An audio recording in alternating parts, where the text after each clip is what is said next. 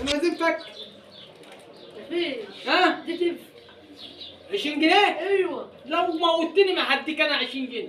ده فاهم. هو البال بقى بس يا عمر. هظبط لك انا العام.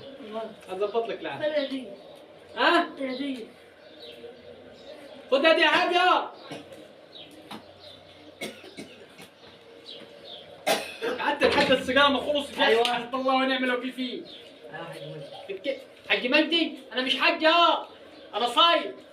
لو وده ده التكتيك. هديته ها؟ عاوز هديتي ها؟ عاوز هديتي الله يخرب بيت ابوك.